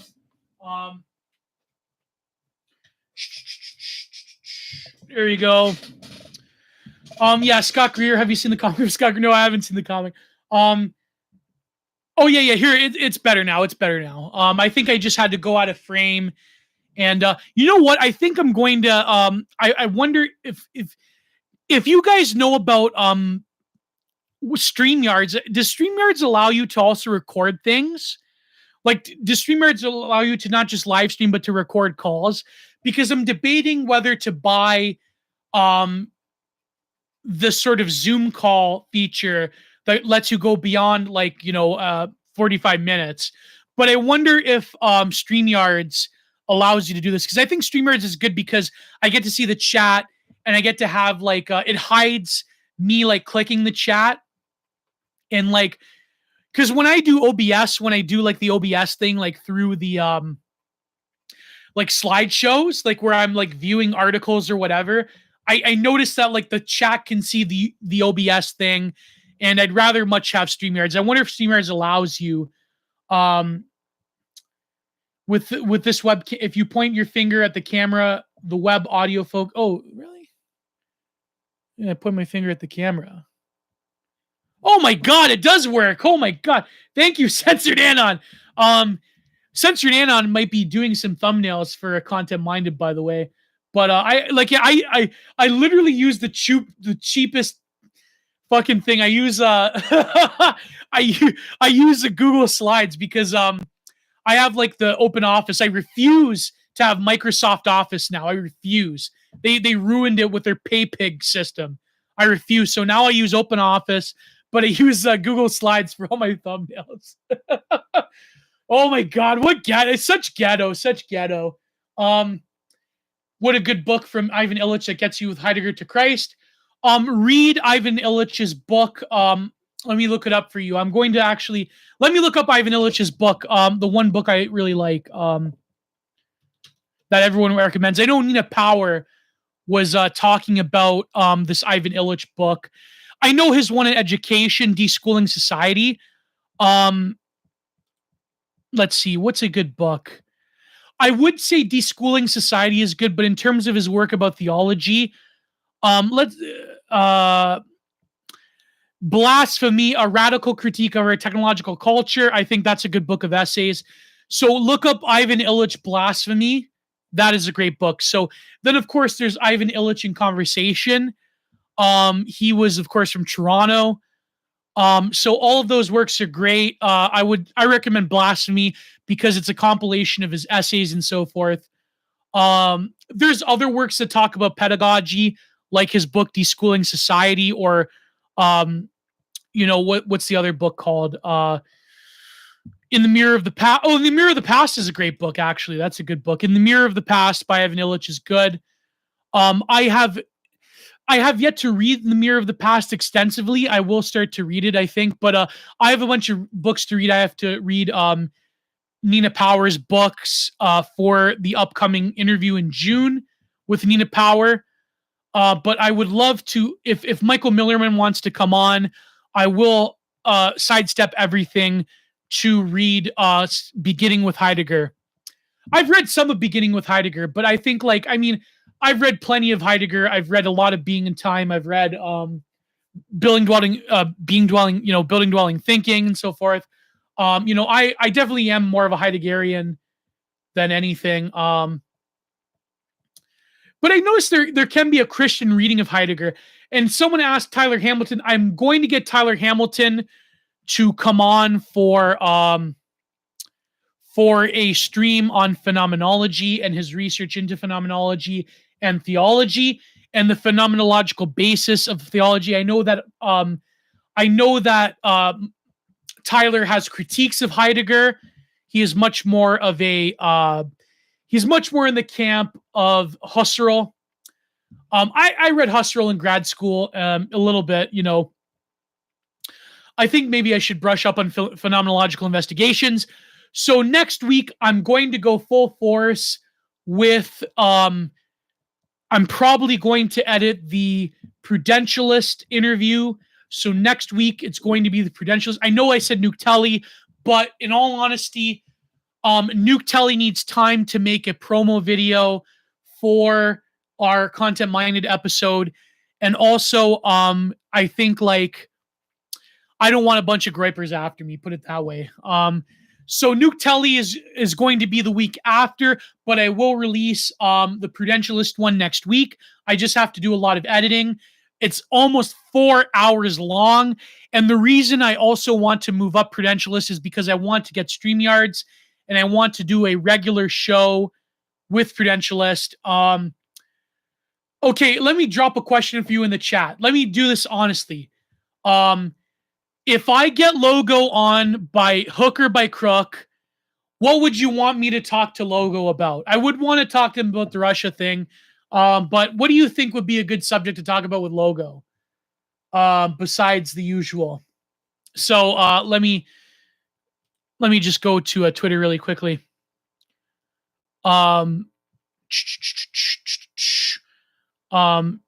Is this real? Oh my god! Oh my god! Look at this tweet by a follower, Pee Wee Herman Melville. Oh my god! Oh, this is the greatest tweet I've ever seen as a Canadian. Let me drop it in the chat. Let me drop this tweet in the chat. Look at this. Pee Wee Herman Melville. Canadian liberals are Ontologically evil. Canadian liberals are Ontologically evil. Oh my God. Oh, what a tweet. What a tweet. What a tweet. Pee Wee Herman Melville. Oh man. Would you consider doing a stream about mewing with Rollo Tomasi? Well, I'm going to have a big Rollo Tomasi stand on. I'm going to interview Red Hawk about the manosphere. So I'm planning that interview with Red Hawk.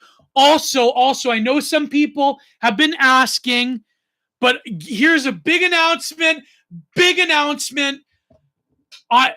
She has agreed to an interview very soon on Content Minded.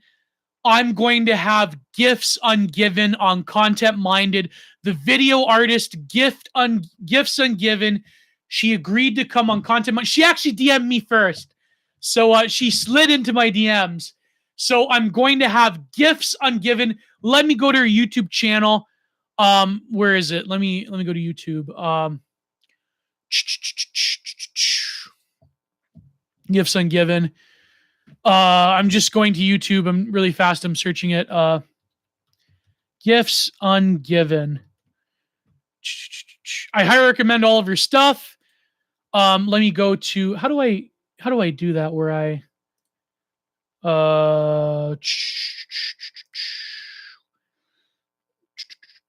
okay, let me just drop it in the chat. Copy. Yes, so I'm going to be interviewing Gifts Ungiven soon. I've already interviewed Wide Dog, the winner of the Passage Prize. Maybe you can cover your disagreements with Logo on Christianity. Yeah, I mean, I'd be curious to know Ron Paul Maoism. I'd be curious to know his sort of weirdo, like, William Blake Christian version of Christianity that occludes the works of St. Paul. Because in my understanding, I don't really know how you can get to Christianity without St. Paul. Adam Lair would be a cool guest. Well, yeah, I have a few articles that are ready to put on Safety Propaganda. I've been neglecting Adam Lair. Mark Orion, have you? I went on Safety Propaganda. I went on his podcast. We did this 4 modern painters. It was me, him, and Sam, his co-host. I really loved that episode. Let me look it up actually. Safety Propaganda Geo. No, sorry. It's not Safety Propaganda, his other one. Oh God, what's it called? Adam Lear. I can't believe I forget the name of his podcast.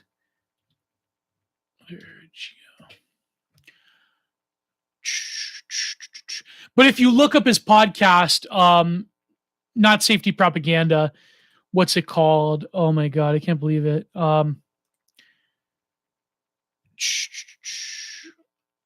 boy. Adam Lair.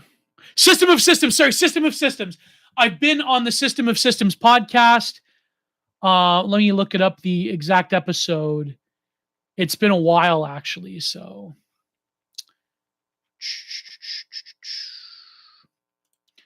Yeah, I'm just looking it up right now. So let me actually go to his Patreon and System of Systems.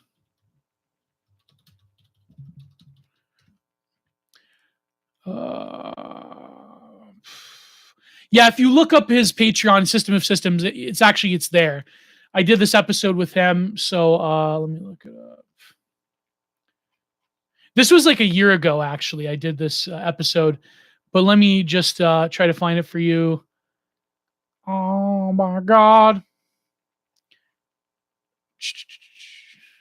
Yeah, I actually have to subscribe. There's a lot of episodes that I wanted to do. But anyways, if you look up System of Systems, it's there.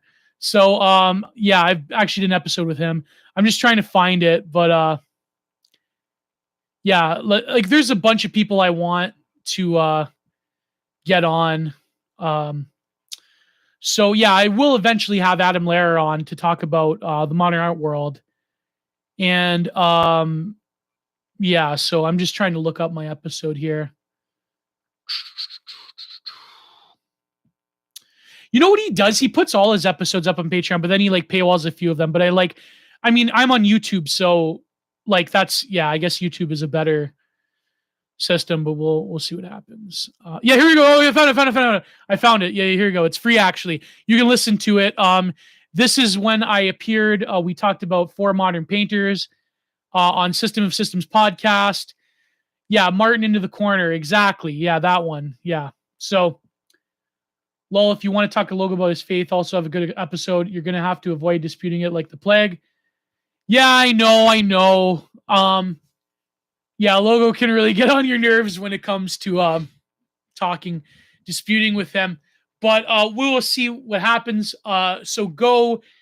Also, after I think either today or tomorrow, I'm going to release a snippet of my appearance on the New Right podcast. So let me also drop in the New Right podcast episode I did recently. Let's search it here. New Right. Where is it? Oh boy. New Right podcast, exactly. So I did the New Right podcast. We talked about dissident art. We talk about like the Passage Prize. We talk about a bunch of different things. Here is it, but I'm going to be releasing a snippet from the interview. So there is two episodes that I did, one with Adam Lehrer, one with New Right, with Dan, and with Adam Pegas. So those are all the content updates. Next week, I'm going to be doing Monday Modern Art Madness. I don't know what painting I'll release, but in order to compensate, I'm going to release 2 Patreon episodes. So go to patreon.com/Giant Productions. There's going to be uploaded 2 episodes of Monday Modern Art Madness. I'm going to have a public one on YouTube. I don't know what artist I'm going to do yet. But also next week, I'm going to release the snippets of the Prudentialist stream, as well as snippet of the New Right podcast, but go and listen to the full thing. And also next week, maybe not next week, but the week after, I'm going to release this Twitter space that I did with Tyler Matthews.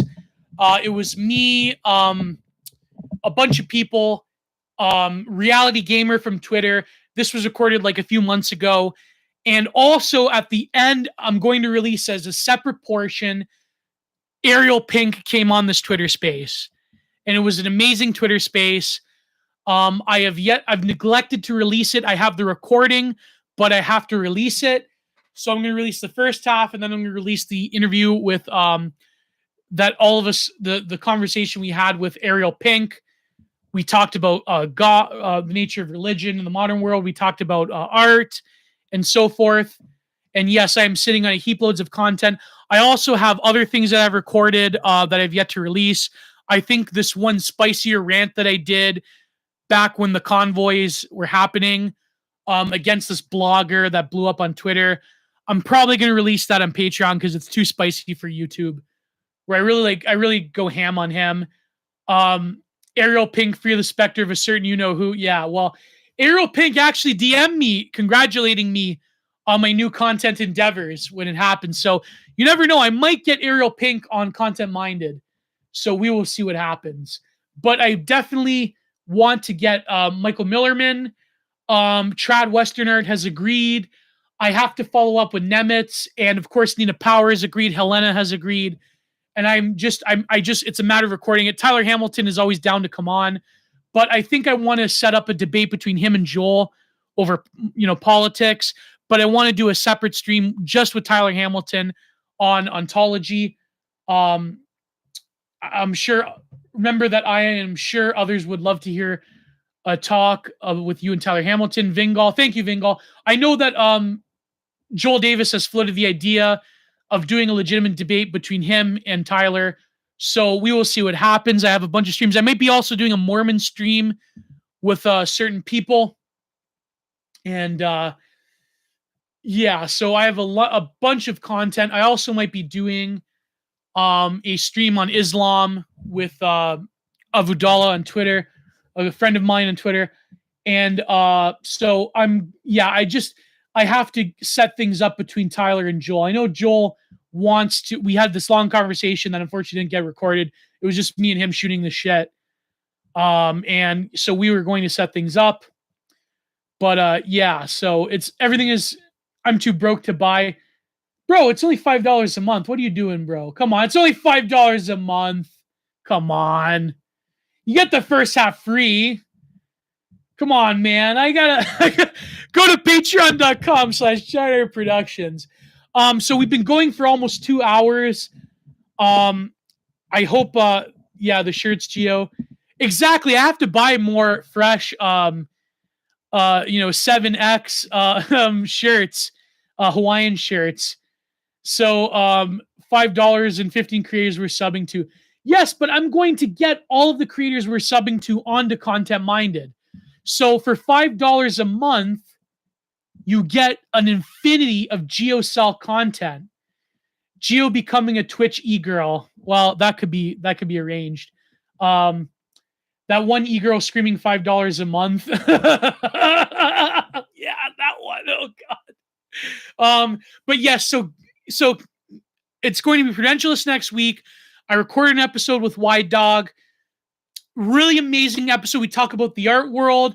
We talk about the nature of a dissident art scene. We talk about his he's in the illustration and graphic design industry. We talk about what it's like being in the graphic design and illustration. And so that's a really fascinating stream. The winner of the Passage Prize, Wide Dog, coming out in a few weeks. So I'm going to be, so a lot of content is coming your way. That Twitter space with Ariel Pink, with Reality Gamer. And also, Monday Modern Art Madnesses. I want to record shorter ones. I want to release snippets. It's just a lot of work. I also have to get back into painting. I have a lot of content. I'm also going, eventually I will do the Paul Talk debate about true painting. I have to do that. But Michael Millerman will be a great guest. Yes, it'll be amazing. But I just want to talk about Michael Millerman in terms of Heidegger. I don't want to get too much into politics. Painting Asmer. Well, yes, I originally want to release painting videos as well. It's just that I haven't had time to edit some of the ones I have. I will release some painting videos. I will do talks with painting about various works of art. But so kind of like Monday Modern Art Madness, but different stuff. Paul Talk is right about true painting. No, he is not right about true painting. So there are many content updates. What else did I want to mention? So looking forward to Wide Dog. I'm going to be recording next week with Gifts Ungiven, and we will see what happens with Michael Millerman and with Adam Lair and other people. Nina Power is going to come on next month, and it's going to be amazing. Geo, you must submit to Paul Talk Boomer Power. Well, there you go. So, you know what? Let me make it an even 2 hours. There's only a few minutes left. Nah, you know what? Yeah, whatever. Even 2 hours. So this has been great. I have a lot of stuff to do. I have a lot of editing to do. I have a lot of recording to do. So, thank you all once again for another laid back Saturday. I hope we covered this whole ontological evil business. And thank you all for, go to patreon.com/giantproductions, subscribe, share the stream, go to my Telegram, go to my Twitter. I'm assuming a lot of you have already went to Twitter. I highly recommend changing from Linktree. They delete people like us. Yeah, I might have what's the other one called besides Linktree? Help me find my friends. Is that the one? I might do that one, but we'll see what happens. I mean, I like Linktree. Linktree is a go-to. I know that they deleted Keith Woods, but is that what it's called? Help me find my friends or whatever, or the Friendiverse thing. There's an alternative. There's like a based alternative to Linktree. Blood Sports Idea, Tree of Logic, and John Derbyshire versus that guy T and Yan Irvin. Oh my God, Yan Irvin is still around. Already went to Twitter. Don't hate myself enough for that, Geo. Oh my God, yeah, it's Find My Friends. Find My Friends. Topic of geometric art and a tonal musical critique, moderated by Jan Geo. That would be an interesting. Tree of Logic is still around. Like, is that guy T still around too? Holy crap, those are blasts. What is Yan Irvin doing nowadays? Charlemagne told you about it on the EA stream. Already went to Twitter. Oh yeah, that's right. Sorry, yeah, Charlemagne's website. Yes. Yeah, Charlemagne. That'd be an interesting guest as well. I could probably get Charlemagne on. Do more theology, Geo. Yeah, I could do more theology. Like, yeah, that's what I want to talk about. With Tyler Hamilton is his sort of phenomenological take on Christian theology. I think that would be a good talk. I don't want to because people they either want to do some stupid debate about religion with Tyler, or they want to talk about politics. I want to focus on what me and Tyler love, and I don't want to do I think content minded. I want to have a bit more nuance when it comes to politics. I mean, politics always comes into it, but we will see what happens. As far as the logo thing goes, I mean, logo, you can never tell where he's, you can never tell where logo, if he likes you or he hates you. It's always a bit of both logo. So bring Sargon on the podcast. I mean, well, Sargon comes cheap nowadays. I could probably bring Sargon. No, I don't know. I've only ever interacted with Sargon once on Twitter, but I was many moons ago. So anyways, please go to patreon.com. There will be 2 episodes of Content Minded. There will be the spicier, full, almost 4-hour version of my Content Minded with Prudentialist. I'm going to release snippets of the New Right podcast. Go and listen to it in the chat. I have my Adam Lehrer one, and I have my one with New Right. Please support me, all of the good things. Many guests to come on Content Minded. As always, ladies and gentlemen, God bless. Goodbye. Sweet. All right.